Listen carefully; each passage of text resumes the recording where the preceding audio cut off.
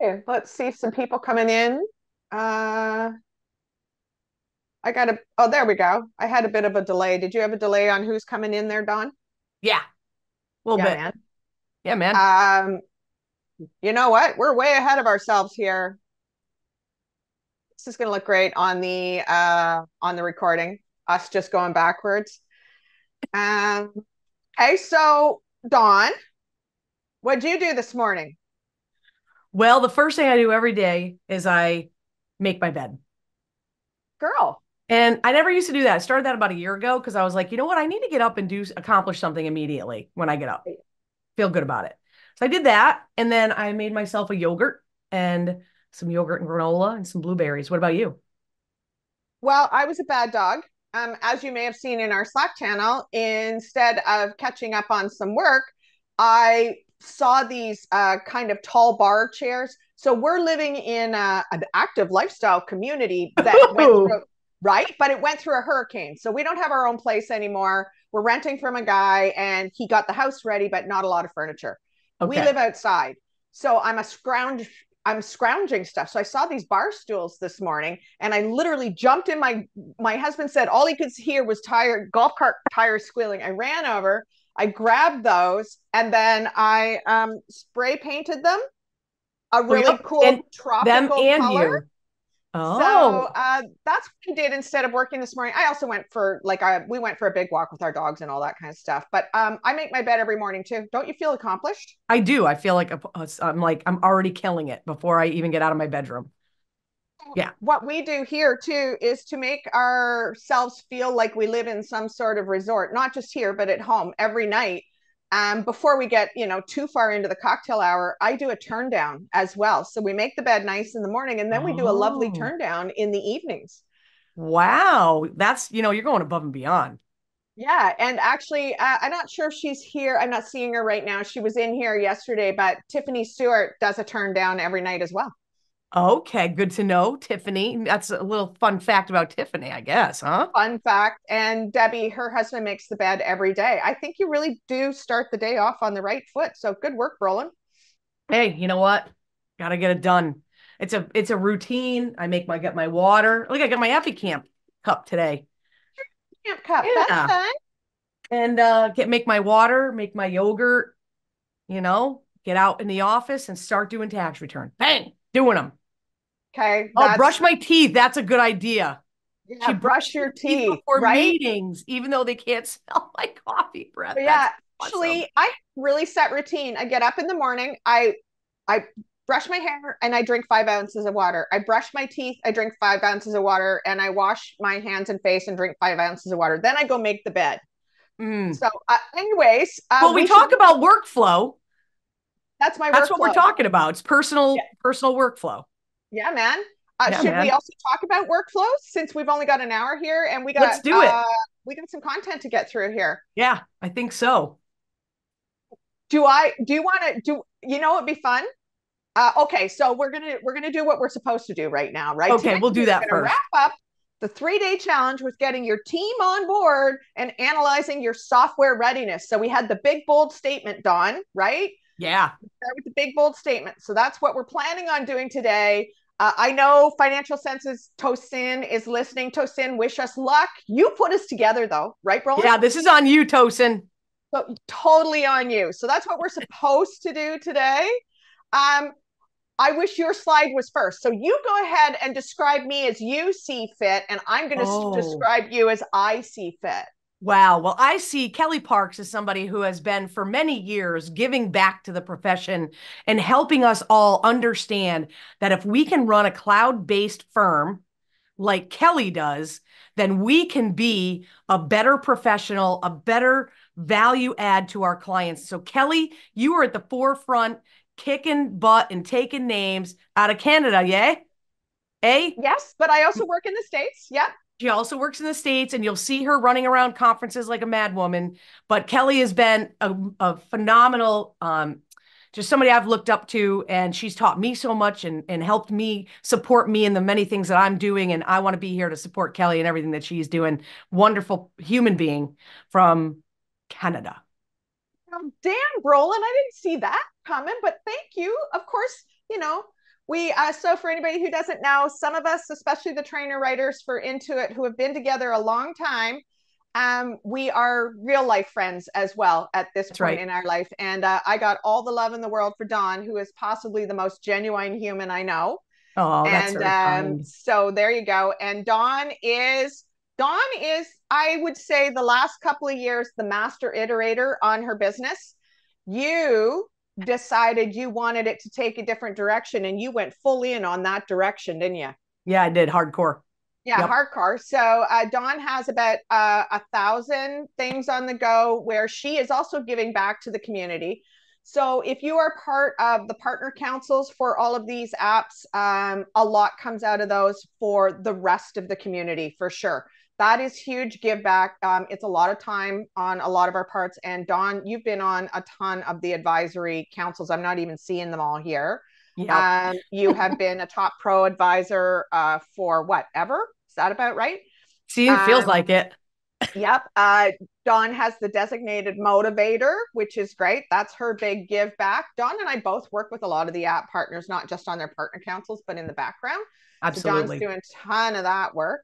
And I think I already mentioned just genuine and transparent. Oh, and this was fun. Dawn had to leave a conference we were at last August because she was running off to do it was a keynote, wasn't it, for BMW? Yeah. Yeah. Yeah. Yep. So that was fun. That was totally out of industry and totally cool. Yeah. Fun times. We're having fun. That's what we're doing, people. We're having fun. Okay.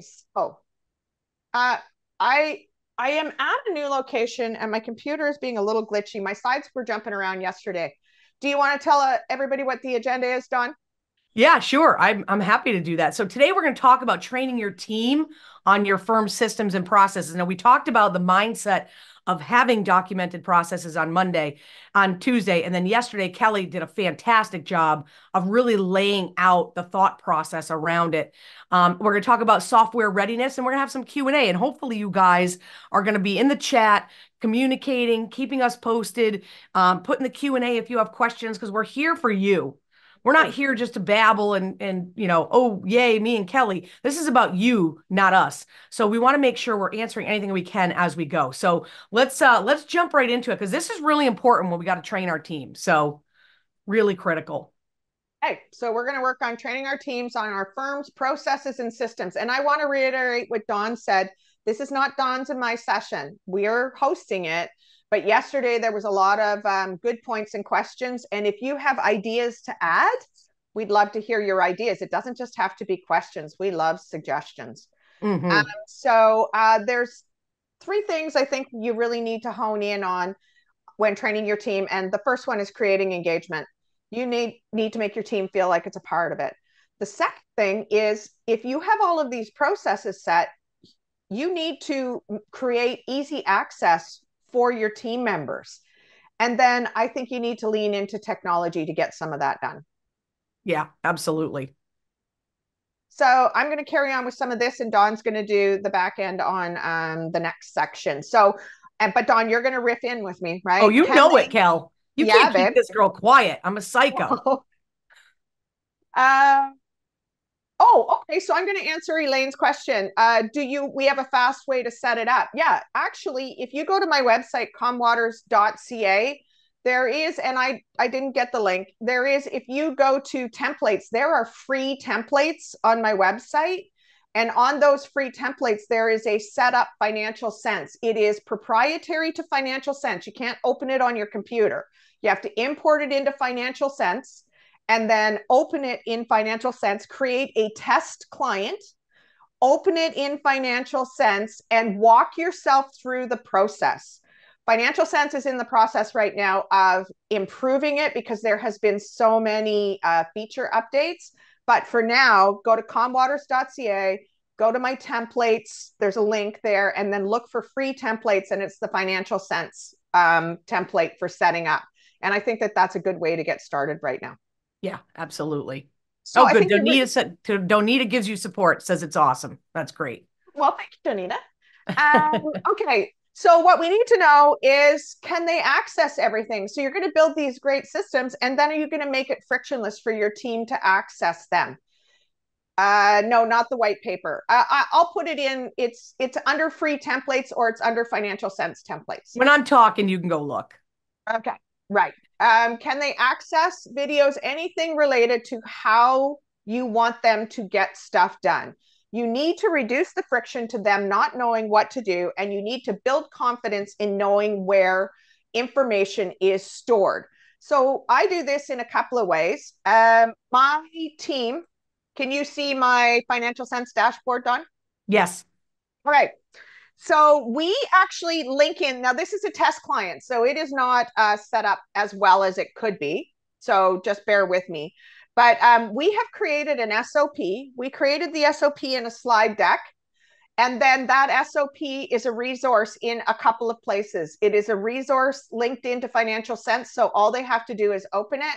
And when you open something in Financial Sense, it opens in a new tab. That's a little Does it right quality of over life it. feature, right? Yes. No losing the work you were in. And then within our SOP, we have links that take them to the right places in the SOP. And the difference between the SOP, as we talked about yesterday, and the workflow and the task list is the SOP tells you how things are going to get done. The task list tells you what needs to get done. So what are the things you need to tick off? And then there can be some best practices in Financial Sense in the workflow, but you also need things that are never going to be in a workflow. So what is going to create efficiency? What are the naming conventions? What are the security processes? All of those things live in the SOP guide. So you need to make sure that that's accessible. And it is also linked right in the workflows so that any information that they need is right there.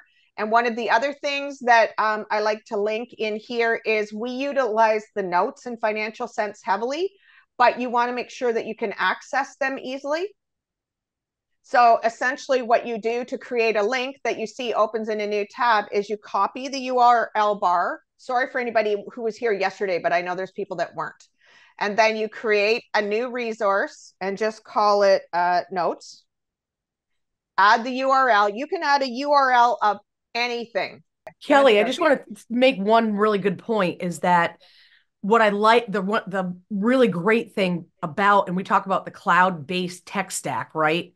So having that cloud-based tech stack allows you to do URLs. If you're in a non-cloud-based application, you're not using URLs for anything. There's no ability to do that. So I just want to point that out. That's a really important fact and a good point. And I love what you're doing about putting those URLs in there. We do that as well.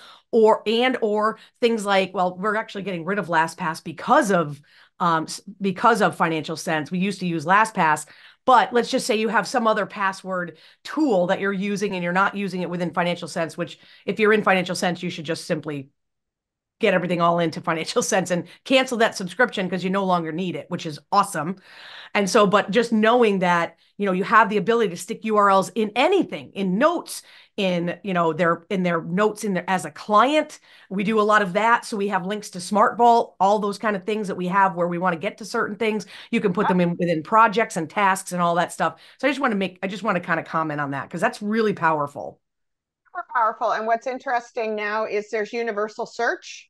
Right. And so, right. So anything is super easy, right? You can just get to anything that you want to in there. So at any rate, you can see how important it is to do those notes and to do the links and add them into the resources, because what we want to do is make sure that everybody can access things.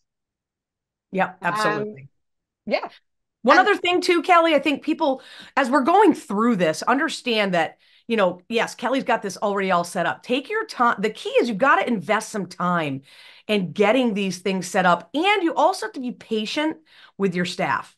Understand that you may be somebody who's like rocking on or whatever, and they have no problem, they're getting through. But you may have some people that are not used to the cloud-based. Be patient with them, I guess, would be really important as you're thinking through this. I agree. Being patient is super important, right? Yep. Super important. Okay. So so Dawn has mentioned be patient with them for sure. but also engage them in creating the processes. And we're going to talk about the technology afterwards. Engage them in gathering or in adding to your tech stack or changing your tech stack. And so a couple of things that speak to that is make sure that you give them a forum. Make sure that you let them have a voice. It would be really hard to run a cloud-based firm and have engaged people if you are going to make all of the decisions and then tell them later on what it is that they're going to do. That's just not playing fair. So what you really need to do is make sure that you give them the respect and the openness to build systems and to make suggestions and to allow for some failure in there too. Just like when we're building things, it may not always go well. There's a pretty good chance it may not always go well for your team either. And so slamming them for mistakes rather than saying, could we have done this in a different way? But allow them the freedom to create. I think you are very open to that, Dawn. And I know Marissa does a lot of decision making for us. I have one team member, it's Marissa, and she is super engaged in making some of the decisions for us. When we decided to take on Financial Sense, that was not a decision I made alone. That was a decision we made together. Yeah. So I think, yep.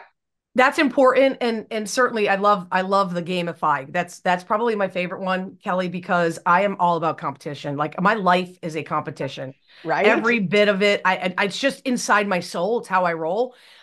Nicole on my team happens to be a former college athlete as well, so she's super competitive, which she keeps me on my toes, and I love that. And so, bringing some of that fun into it, like, hey, listen, let's see who can come up with the best solution for this, because we know that maybe this part of our process is maybe a little broken. How do we fix it? I talked a little bit about that on Tuesday, where it's like, hey, we work together as a team as we go through tax season, well, softball season in which we do taxes, and we work together to jot down notes where we see broken processes, because I think every process can be improved, and we're always reiterating our processes so that we can be even better and better every season. But gamifying it is super fun, and giving out, awards, or not awards, but like, here's $100 gift card. You solved this problem. That's awesome. Actually, what I think works well as in addition to that is allow them to point out your mistakes. So it's amazing what you can find if you video yourself working. So if we're doing something new, or before I had Marissa, I videoed myself doing all of my client work. Essentially, I have always wanted to get myself out of the work, even if I'm rehoming a client, whatever the case may be. I have always videoed not always, but long time, videoed myself doing the work. Sometimes when I look at those videos, I see improvements that could be made.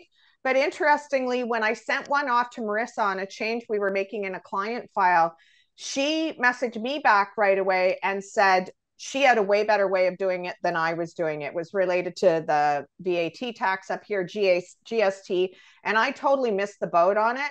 But she feels totally safe telling me that I missed the boat on it. So make them feel safe. I think Yeah, the and other. oh, sorry, go ahead. My fault. Oh, go ahead. No, somebody had just mentioned in the chat and asked a great question about what are you using to note those process changes, right? So how are you doing it, and how do you communicate that? So, and I talked about this a little bit on Tuesday, was what we do is we create so Powerful Accounting Inc. is a client within Financial Sense. And so as the client, what we do is we add a project every tax season. Well, this is our first tax season with Financial Sense, but in all of our historical systems, we've always had a project for tax season process issues.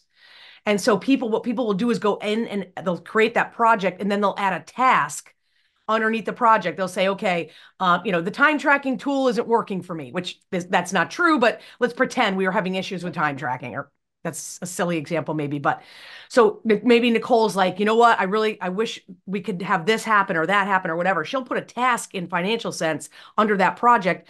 And then what we do at the end of the season, or if it's an immediate issue, then we deal with that immediately. But if it's not an immediate issue, a process change we can make later.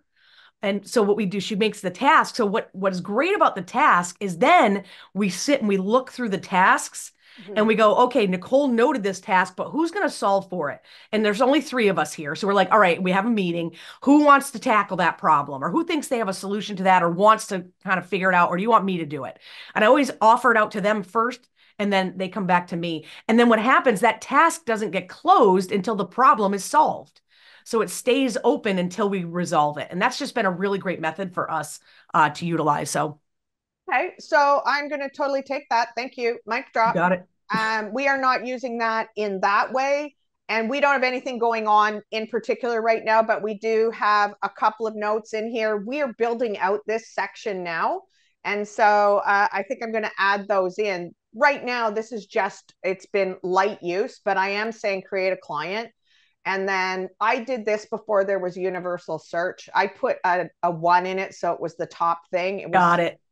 yeah, so You that's do why those workarounds. Listen, if anybody has ever been a desktop user, QuickBooks desktop user in the past, you learned workarounds. Like we were the workaround queens. How could we make a report by maybe adding a custom field or something like that? Which, by the way, is one of the reasons I moved to Financial Sense because of the client, I'll call it the client dashboard, that right overview that you can edit and you can create whatever it is that you want. And you it's the view of everything in one place that you need for that client. Yes, the about section where you can add various things was one of the big reasons I moved to it, because I hated clicking 80 times to find something or go into 70 notes. Here with that about section in the middle right, that was one of the big ones. Anyway, move on. So create a test client and also create somewhere to house your own internal stuff Yes. is, I think, where we were going with that. Yep. But what I really want to talk about in creating engagement is make sure you are addressing learning styles. This is one of the things that I really learned from the work, Dawn. I think you've had the same sessions. Intuit, when we are heading off to a conference, we do a lot of pre-work. They have sessions with us. They have decks built out with, well, to tell us to stop swearing. I think that is just for you and I, Dawn. Maybe just you and I. Just you and I. Maybe Killsheimer. She might too. Yeah, right. And so it is to really help us know, not just to build a slide deck with information that's all written out. It talks to us a lot about addressing learning styles. And so you can Google this, but there's essentially 4 main learning styles. And one of them is visual, one of them is auditory, one of them is what's called kinesthetic. That means doing it. And I cannot for the life of me remember what the 4th one is, but it's Googleable.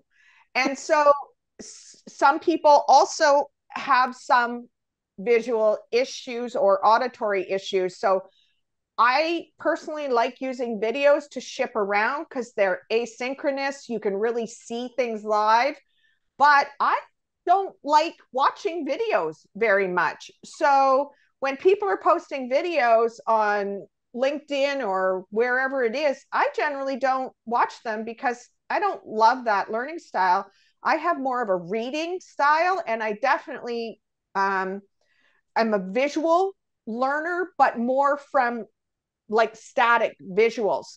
So make sure that you are doing things in a number of different ways. So you've got checklists to address learning styles. You've got videos to address learning styles. Maybe you've got some images that you have to address learning styles. Make sure that you are not just writing things out. That's where linking in the resources can come from. Thank you. Reading, writing. Since I talked about reading a couple of times, I guess I should have got that. So I think we need to be very careful to address all of the learning styles. This goes with our clients as well. I have one client that honestly, in the beginning, we would go back and forth on emails. I can't even tell you. And she would not get what was happening. The minute I started sending videos to her of things, she really got it. She really learns well that way. And my clients send me back videos as well, as does Marissa. So use videos to train people, to get and give feedback on your process, and to communicate on topics asynchronously. As well, if you have something to say that maybe doesn't relate to work and you can't get together for a meeting or a phone call, it doesn't have to be how to do something. My husband has a bit of a hierarchy. He says people will be horrible by email and text. They'll be mean by voicemail, and they will be not bad once they are on the phone with you. I think if you have something to communicate, but it's hard to do phone calls now, you can send off a video of feedback, not just of work, but of other things as well. Right. Hosting stand-up meetings. So a stand-up meeting is generally, and I have a client that I was in on their Tuesday morning stand-up meetings for a long time. It was interesting to be in there. And so when you are, this is again speaking to engagement, you need to see people, you need to lay eyes on them. And if you can't always have in-person meetings, then the stand-up meetings, don't make them too long.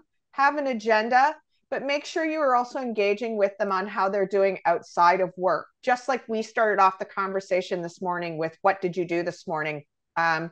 Make sure that you are engaging them on other levels, because if their work is slipping, it may have to do with something personal. If you are never checking in on how they're doing personally, then you may not have insight as to why their work is slipping, and you may lose them for reasons not related to work that maybe you could have helped with.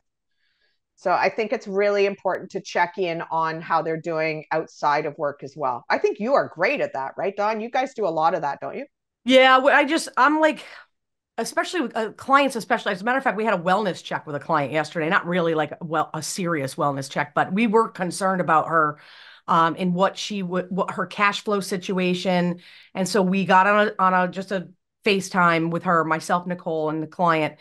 And I call her a client, but your clients start to feel like friends after a while. You obviously always keep business and personal separate, but we got on a Zoom with her and we just said, what's going on? Like, we are concerned about you. Something's happening here. We don't understand it. And it's okay if you don't want to tell us what's going on, but we need to communicate to you that we're concerned and we're worried about you and we care. And so sometimes touching base with clients, we do that. I have one guy who was like rifling off these texts, and I called him and I said, "Hi, what is going on?" Yeah. Because you're usually very low key. Your kids play softball. We talk softball all the time. You're usually like so positive and awesome, and you're kind of not being positive and awesome right now. What's happening? And then he'll explain exactly what's going on. Sometimes they're like, "Yeah, you're right. I'm just having a rough day." Okay, I get it, man. But okay, well, I'm here for you to help you, but let's maybe just back down on the attitude a little bit, because I'm not giving you any. Let's be reciprocating respect. But sometimes you need to check in. You really do. I think so. And I think you need to lay eyes. All of this Yeah. asynchronous video stuff is great, but sometimes can make a big difference when you're doing this, right? Yeah. I like that 100%. every time I can see my See spray your paint. hands. Well, I'm a and you're so class act. funny. And we talked, as a matter of fact, last night we had a team building activity for softball, and we had a full 1 hour conversation about burnout and, getting really real with them about burnout and how to handle it and how to monitor it. It's the same thing. Your business owners that you're working with, your clients that you're working with have burnout too. So be cognizant of it and have some empathy. Empathy will get you a heck of a long way. That is for Yep. sure. And actually, I wanted to mention something on engagement. It's kind of related to learning styles, but it's also related to working styles for your team. So Marissa is a bit of a nighthawk, and she also likes to have a number of completely different things on the go. So she's a dog walker for a couple hours a day. She's getting paid to get her exercise, is what she says, and to be with the things she likes most. She likes dogs better than humans. She's a bartender at night at a high-end, classy restaurant. And so she works different hours. We do cross over so we can have some meetings and stuff, but I don't care when she is working. I do care that the Tuesday files, because we do weekly bookkeeping, that any files that are to be done on Tuesday are done when I get up on Wednesday and I look in my notifications in FC and I see that there it is. Those files are done, because we have weekly workflows, and she clicks through those, and I could get up on whatever day it is that client work is supposed to be done, and I could see that those clients were done. It's all I care about. I don't really care that she does it from 9 to 5. That is not going to work for every firm, but it certainly engages different types of people, and she is way better later on in the day. Than she's better off to go dog walk in the morning and then work mid-afternoon and then go off and do her thing in the evenings. Yeah, absolutely. I just think I want to address a couple of the questions in the Q&A. I know they're not necessarily related directly to what we're talking about here, but Jenny asked, in financial sense, when you eventually change or update a template that is already being used, recurring with clients, what do we need to do to make that updated template active? What are the next steps? Okay. Do you want to take that, or I will? You're Because I getting did it. talk. I'm Okay, going to I take the talked about second this one. yesterday a Yeah. bit too. So you can do it two ways. Anything that you're going to update at the task level, you can have it recur with project. So the next time that project happens, so that's how you can add one-off tasks. You don't recur with project, but if you're going to make a change to a task, make it recur with project. If you are going to make other changes and you want to update the template itself, what I do is I duplicate the tab and open up that other template, the one that I'm about to change. I make the change in the one in the project space, and then I turn that into a new template and delete the old one right away. That's why I've got it open in another tab. What are you doing? Because it's good to see different ways of doing it. No, this is exactly what I do. Yeah. It's Okay. exactly what I do. Okay. So good. So hopefully that helps Jenny with that response. And then Diane asked a great question. I love this one related to equipping your team to have access to everything. Okay. We have passwords in financial sense, but how do you handle one-time verification codes? So this is a really great one. So there's a couple different ways to think about it. Verification codes are a nightmare. If I know that sometimes we've been really working hard on moving them to, we have Ring Central.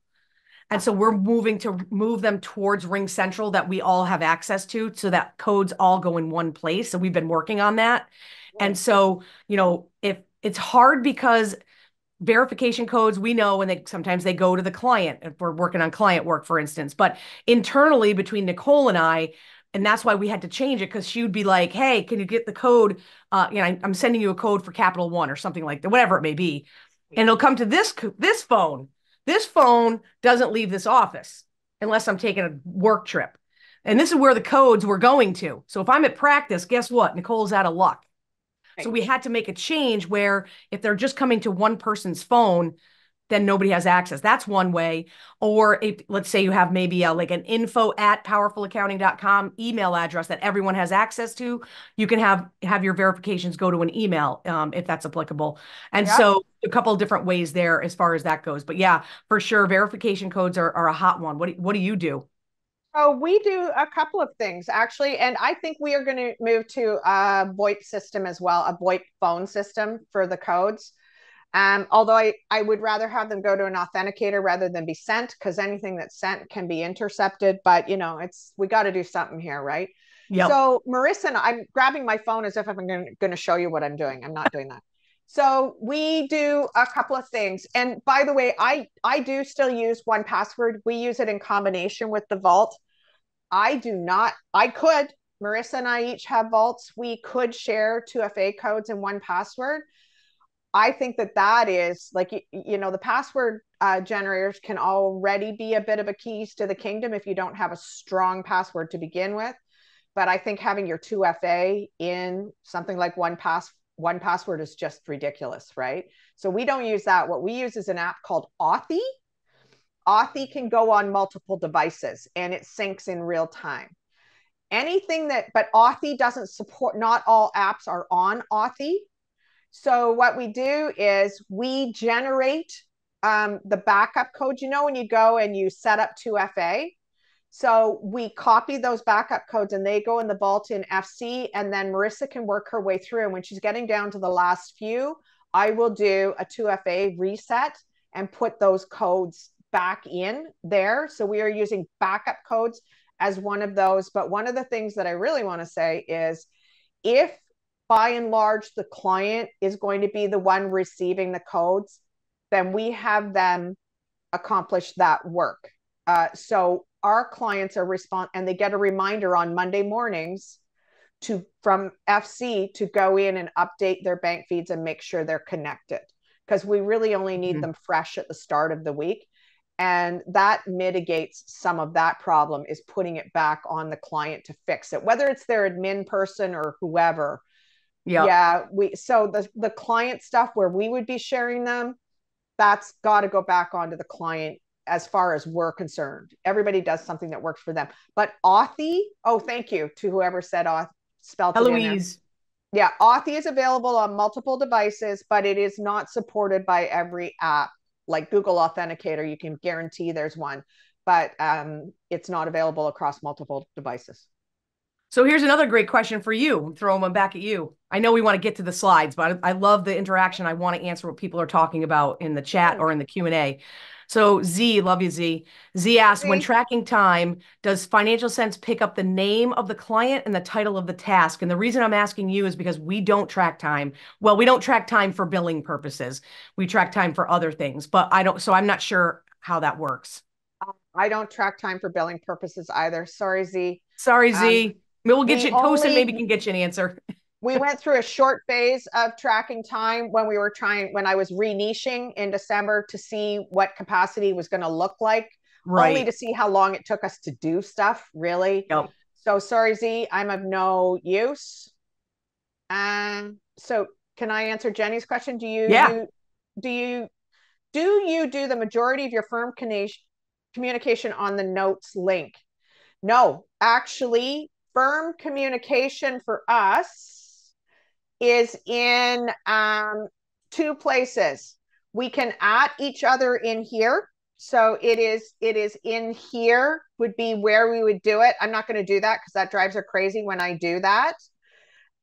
We do it there, or we do it within a project. If it is related to the project, it goes into the project itself for a chat. So let's say that Marissa can't close off a reconciliation because she doesn't have a statement. She just wants to let me know what that delay is. That would be in a project. If it is something overall related to the client, then that would go on the client card itself. And we have dropped Slack altogether. So, and we don't text particularly. Occasionally we'll text, going to be late for something, but not the day-to-day stuff. How about you, Dawn? Yeah. So for me, come over here.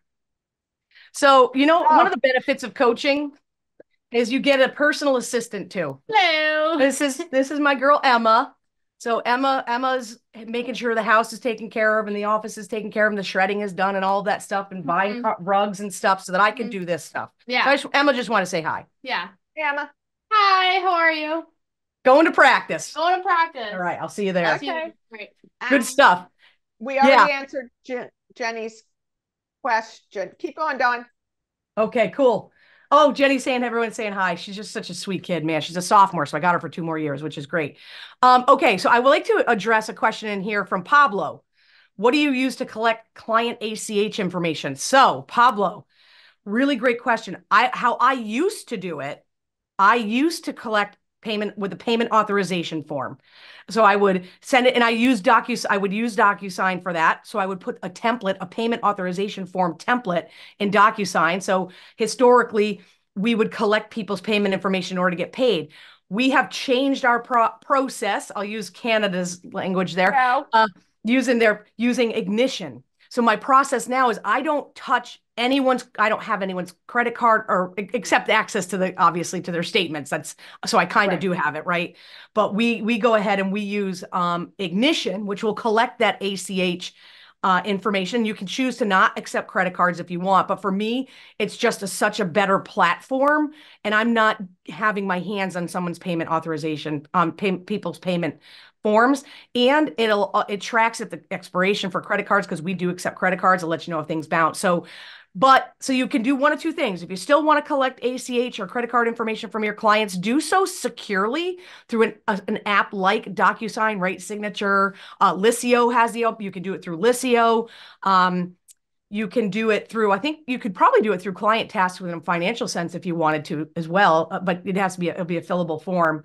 So ACH is PAD in Canada. Okay, Anchor is another one, Martha, you're right. It's another great app to use. That way your hands are off of that. I just want to answer that one real quick. Yeah, okay, that's a good one. I actually use Pluto. You use Pluto, okay.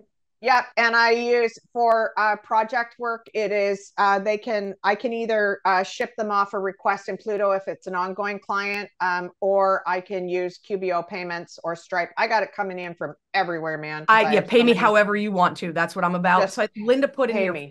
she's using Form Site. She wants to change that. So Linda, there's some suggestions. Hopefully you got there. So there's Rotessa. it is a Canadian one, Rotessa. And people who use it swear by it. I don't need it because I have Pluto on the go. And Pluto does both accounts payable and accounts receivable. So the Nice. less apps I can have, the better.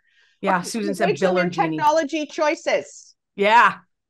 So again, when I was moving to Financial Sense, I had Marissa do a roll through with it with me as well to make sure that she was on board. She wasn't doing the bookkeeping for me then, but she was doing some of my payroll work. So it was, I had her come in, take a look if that was going to work for her. And then we went with it, and it worked out great because she was actually working for another firm at the time, and they adopted Financial Sense. It was a firm that I consult with. I didn't steal Marissa. I sent Marissa to them, and then now we share. So anyways, that firm moved to Financial Sense, and so that was seamless for us. But Marissa also runs her own bookkeeping business, and obviously is a dog walker. So what was interesting, so be prepared for this. I'm moving away from it because I don't need it as much now. With Financial Sense has some features I needed. I was using 17 Hats for a ton, especially anything to do with engagements and contracting and all of that. And Marissa was starting her business, and I said, this is what 17 Hats looks like. Then she liked it. She didn't love it. I showed her Dubsado because I have a Dubsado. I just have a playground account with Dubsado. I showed her Dubsado and she loved it. So be prepared for the fact that some of your team members' brains or visual acuity or whatever is going to be a little bit different than yours. And you're going to need to find some middle ground on what is going to work for everybody. And then, of course, let them know when you're going to be implementing new tech. Don't just say, hey, we did this, right? That's not playing fair. In some of the huge firms, of course, that's going to happen, but you should have a team involved in picking that.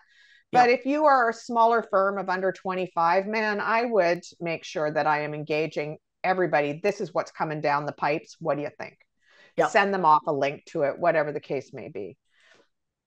And then I just want to say that I was solo for a long time, and I still documented all of my processes because I could forget things. I said in the session yesterday, one of the things I forgot, it's super important, but you wouldn't think you'd have to write it down, is I did not close the books very regularly. I would do all the good work and then I'd leave the books open. So that's a task now. So make sure that you have super documented tasks, whether it's only you, because also it makes it easier to get out of things you don't want to do. Let's say you need to rehome a client, but you feel bad, because we all feel bad. But if you have documented the processes, you can rehome the clients that you should be rehoming that you don't want to because you think they won't know how to do things properly. But I videoed myself working. I had documented processes. I had standard operating processes when it was just me, so that the minute I decided Marissa was going to take over my client work, not just do the payroll, I could actually take myself out of the day-to-day bookkeeping almost immediately. I'm not bragging here. I'm just saying the more you can document stuff, the more of a life you are going to get. Yep. Okay. No doubt. I think this is on to you. Yeah, you know it. So I'll just tell you, you can move to the next slide. We're going to talk about software readiness, right? So, you know me, I'm all about the mindset, because a lot of this stuff, and don't be mad about the guy's head. Somebody, when I was doing there was the lady with the hair, and so he was like, oh my God, the guy's making me sick. So just ignore it if you have to. So anyway, adjusting your mindset, looking for opportunities that software can provide your practice. And I talked about this on Tuesday because I knew if I wanted to coach college softball during this type of season, and this, the I call it the productive season, not the busy season. I just think productivity is a lot better than being busy. And so knowing that the software is going to do a lot of work for me, and what you were just saying about the tasks and making sure the task list is spot on. The importance about that is, and I showed, I think, a tax planning process that I had shown a screenshot of on Tuesday, is that when we have those tasks in place and assigned to the right person, when I'm done with a tax return, like I was this morning, I went in and I checked off the tasks that I completed. And then Tracy can see that, oh, she's already got everything done. I put the status on my financial sense. The tag is going to be waiting on 8879. Tracy filters her reports so she knows where things are. So when the 8879 comes in, she changes the status to ready to e-file. We don't need to talk about every single freaking tax return because we know based on the tags where that client stands. So that's where that opportunity of software being able to be the communicator due to checking off tasks is really powerful. Not having those systemized tasks and processes, I'd have to come back to the office, call Tracy, hey, I finished these tax returns this morning. I sent out the 8879s. That is a waste of time. She doesn't want to hear it. I don't want to say it. We just want to use the tags for that.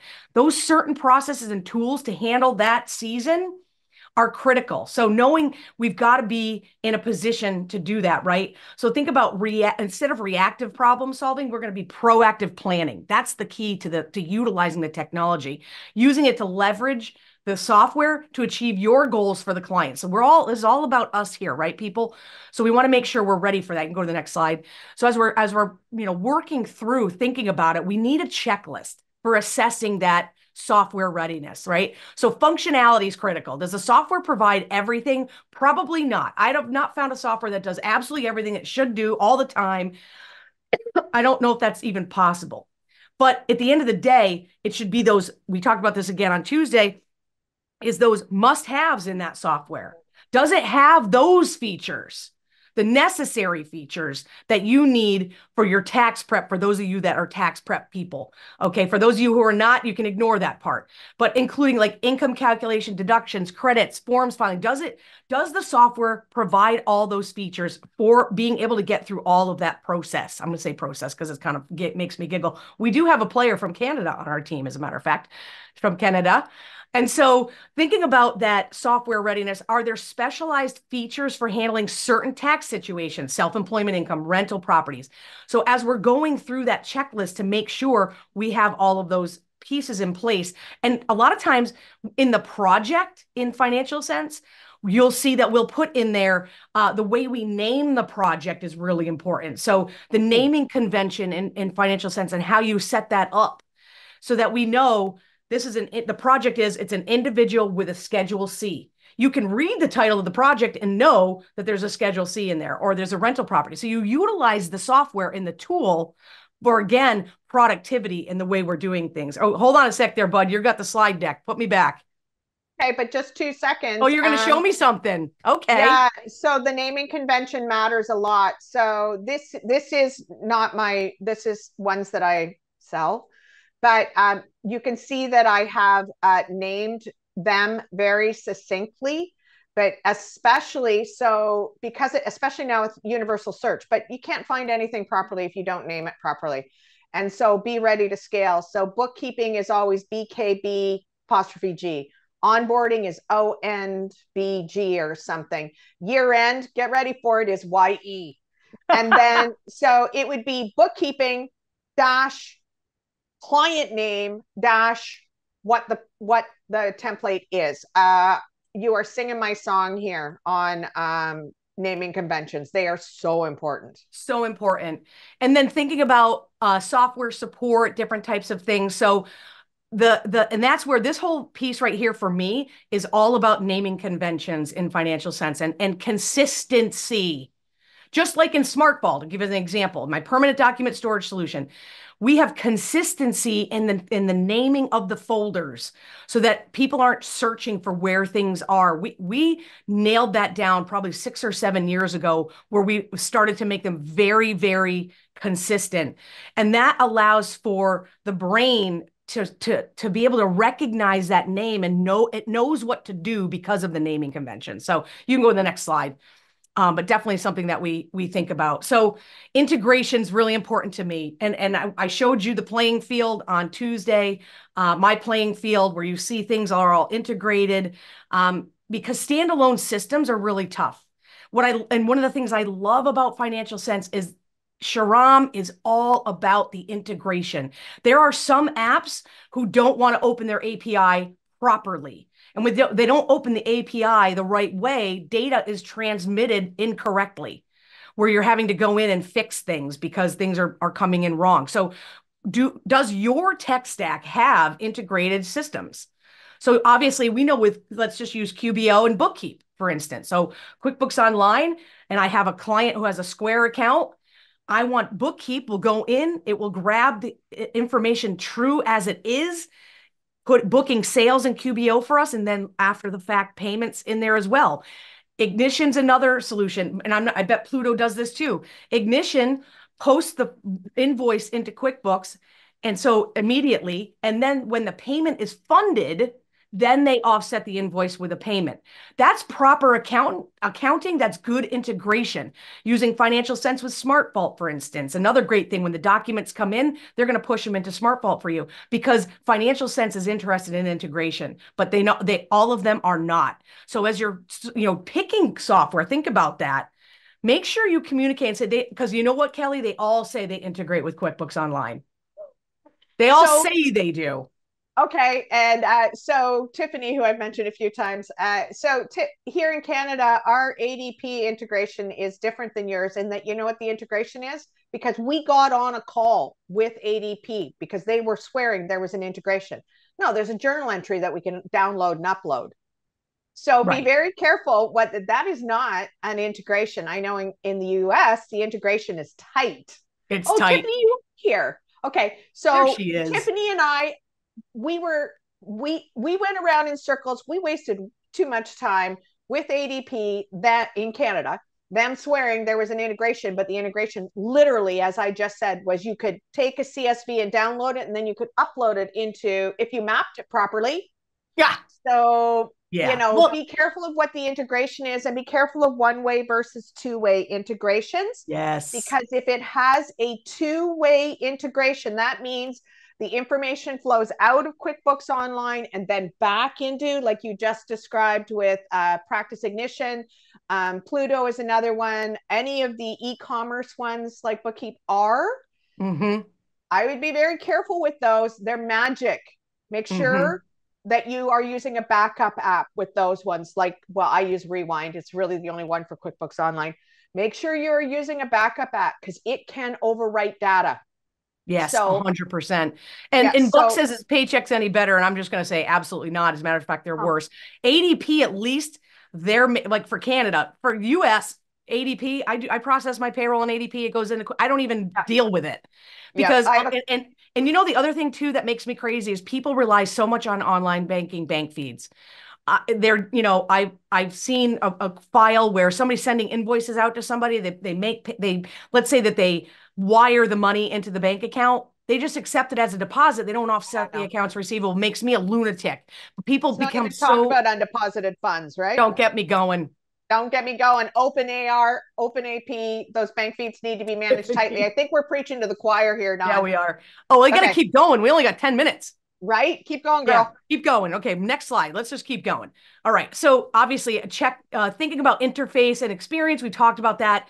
As far as the interface with Financial Sense, the reason I loved it so much and fell in love immediately when I sat with George is because of the interface, the user friendliness, the customizability, and not only that, the fact that Shahram cares so much about his application that he takes feedback and he fixes things almost immediately. And when you have an app, thinking about an app and a checklist, make sure, does it offer customized options? You want to do that, built-in tools or features, and taking feedback is huge. Go ahead, next slide. And those things are really, really important, right? So thinking about training and support, how are the apps that you're trying to choose, how are they offering training? Do they have training resources, tutorials, guidelines? Any online courses? If they don't, they're probably a fairly new app and buyer beware. So you want to make sure, and they're developing content, I think, all the time. And I love that. So And of course, tech support, don't even get me started on tech support. If I have an issue, I do not want to email you and have a support freaking ticket created. I don't need that. What I need is a chat, or I need some way that I can get to someone real quick if there is an issue. Live chat support. I love live chat support all day. I don't need to get on a phone, but I love live chat support. So just again, thinking about those types of things. Next slide. Data security and compliance. Listen, everybody, publication 4557. You probably heard enough of that. You probably would, like, I'm sick of hearing it. Well, you know what? I bet you there's still some people here that are on this call that do not have an actual written information security plan, a WISP. That's required, by the way, when you click on, yes, I acknowledge on your PTIN. Did you notice it was really front and center this year when you renewed your PTIN? Check the box, yes, I acknowledge this. And if you have not done that, we got issues. Make sure that they are following the regulatory requirements, sensitive financial information, IRS regulations. Do you have any measures in place to protect against data breaches? Do you have end device protection? Practice Protect is a great tool to have end device protection, and have that training. What's now Visory was Swissnet before. They also do that with hosting, and they have end device security, those kind of things. I mean, I walk around in airports with this thing. This thing needs to be protected. So having these devices protected, I don't know if people actually pay attention to the fact that your computer and all these things, not nor insecurity, that's not what I mean. End device protection. Next slide. So we just got to really keep that. I have something to say on this. Yeah. So all of our devices are PIN protected, which you just mentioned. Every PIN is different. So my computer is not the same as my laptop, as my phone, all those pins must be different as well. So it's not enough just to PIN protect them. Right. You must PIN protect them, every one of them differently. Mm-hmm. And for crying out loud, don't, use your address or something, but we don't need to say that, right? No, I think we're smart enough for that. Right. And of course, scalability and performance. Listen, you may be a sole prop now or a team of 3 or a team of 5. And if your intention in your firm is to grow, make sure the software can grow with you. So understanding, the volume of tax returns, is there a data restriction on them? Are you paying for a certain amount of data? Those kind of things, and making sure that there's enough, I guess, gigs and whatever that may mean. I'm not a technical expert, but just make sure you have that. Make sure the software is able to perform under heavy usage, right? So make sure that, is it going to have a lag because now you've got so much data in there? Is that, what's that like? Flexibility to scale up, resources, upgrade plans, know what those are. If you go from 10 users to 20 users, what is that going to cost you? Make sure, do they have just an add a seat type of scenario, or do they require you to buy packages with a bunch of, a higher number than you really need? So you just want to keep those kind of things in place. You have anything to add to that, Kelly? No, I'm actually just putting in a quick article on, so I guess I'm back on security for a second. I would go back to make sure that they have white papers and that they are protecting you in a multitude of ways. Right. And so I'm going to pop a quick article in that I did with Financial Sense on something, because you got to think about all these crazy things that are going on. But no, I think you covered it off on scale.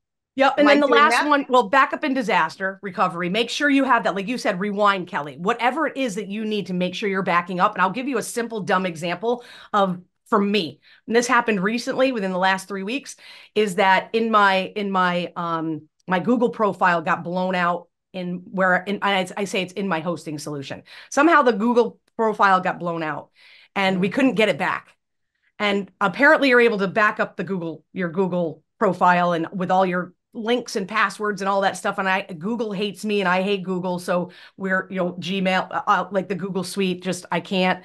And it's like, some people don't like the Microsoft. I can't stand the Google. Ask Charlotte, she knows. But anyway, those types of things that sound like, until you lose the data, that's when you freak out.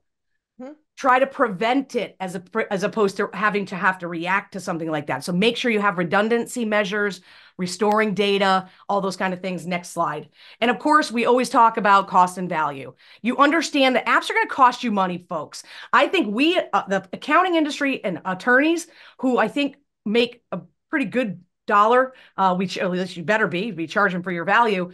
We also have to see the good value in the investment in software. Do you understand that you're investing tools in your toolkit to be efficient and those kind of things? It's going to cost you money. what value are you getting back? If you're not finding value, then that's one thing, but understand that it is an investment in your business and in those tools in order to get your job done. So I'm pretty flexible when it comes to pricing because I understand I'm investing in what I need to do for my firm. It allows me to charge more. Go, Kelly. To say, make a schedule of backing up things. So with Financial Sense right now, there are lots of options to download, especially download all your notes from each client is live. So you can have those notes, data location redundancy on those. And I mentioned this yesterday. I put a couple of article links. I mentioned this yesterday. Some of my more expensive apps I don't need, but they are best in class and the value is there. So Yes. Typeform, I have Form Builder for free in Google, but it is not nearly the same thing. Could somebody use the free version of ClickUp instead of a practice management app? Yeah, maybe, but it will be a hot mess headache for a heck of a long time. So decide where the value is. It's not just about the price of an app. I'm basically saying what you said. Yeah, absolutely. And thinking about, Kathy has put here, what do you use for taking notes for client calls? Put them right into the project, either in the project, if it's specifically a call about a project, they go in the project notes. But if it's just specific to the client and maybe their future plans and they're looking to hire people, it's not really project related, then it goes in the client notes section in Financial Sense. That's how I do it. And then that way that everybody on the team can read them. Everybody knows what's going on. You don't need to call me and ask me what was my conversation with Darren, right? Recording the calls. Oh, I don't There's lots. necessarily do that. Otter. There's Otter, Otter yeah, there's a AI. ton of them. There's a Yeah, ton of them. Zoom records automatically. Google records automatically. You can have all of those do note taking. I know right. Otter AI, as in the little cute animal. Flick, Yep. flick, flick. There's tons of them. Yep. Yep, absolutely. All right. So other things to ask, obviously talk to people like Kelly and I. I have my Dawn's Dugout Mondays, once a month on Mondays. You can come and ask all kinds of questions. Any options for adding or removing features? Again, you want to make sure that they're able to do that. Some other things, again, that you're just asking of the app provider. Do they have clear terms and conditions? Do they make changes to their terms and conditions a lot? Do they do price changes often? Those kind of things. You want to ask those kind of questions as you're going through. I know we're almost out of time here, so go ahead, Kel, and go to the next slide. So we've got Dawn's Dugout. So if you just go to dawnbrolin.com, you'll see Dawn's Dugout in the tab at the top. And we just had one this past Monday. We do it from 2 to 3 Eastern time and 4 to 5. And you just come and we talk just amongst each other. And people ask me questions. I ask the questions of the people that come. And it's just a nice opportunity to get together and follow up from like a session like this. We can follow up and talk more about the processes and things like that. And I certainly can invite Kelly to come one time and help me with that. But it's just kind of a fun place for people to come and ask me anything kind of thing. So not that I know everything, but like I just want to help people, and I'm hoping that's good. So I think we've answered all the questions, and yeah, Happy Hour Susan's another great one. Thank you, Buck. I don't know if I'm a great coach, but I do the best I can. So this has been awesome. Can I take, so I guess everybody, you're welcome to escape if you want, but I want to answer a couple of questions. The poll's gone up. The questions disappeared. Do you have these companies sign non-disclosure agreements? Are you talking about the app partners? I'm not sure you're going to get them to do that. What you need to do is take a look at their security white papers, ask for them. They better have a security disclosure page on their website. But if you want deeper, a lot of them have, but no, I don't believe you're going to get any of them to sign a non-disclosure agreement. Yes, Terry, there will be a recording of the session. Thank you, Diane. I put my templates in. Thank you for reminding me. So in Financial Sense, I'm having issue creating Kelly, projects. I'm going to leave you to answer questions because I got a client call right now. See ya. I love you. You got Love it. Take ya. it from here, sister. Love you. Okay. Bye-bye. So in FC, I am having an issue creating projects where on the create project screen, I only assign the first task. Is auto assigning. Pat, I take that up with support because I'm not having that problem. We looked at that yesterday, and I have some tasks assigned and some tasks I don't. So I would actually take that up maybe directly with support on that one. And I think I've answered all the questions that are in the question thing. There will be links to the recording. Hi, Arlene. Thank you. Do you help with installing apps and software? Yes, I do tech consults. Thank you, Z. I appreciate you coming, and everybody's basically saying goodbye and thank you. And so I guess I could say goodbye and thank you. And hopefully everybody has a great rest of the day, has a great rest of the week, and then has a great weekend. So I don't think I have the power to end this. I think that's going to have to happen from Tosin. So Tosin, I think we're done. And everybody have a great day. Thanks for coming. Okay, I'm going to try and leave.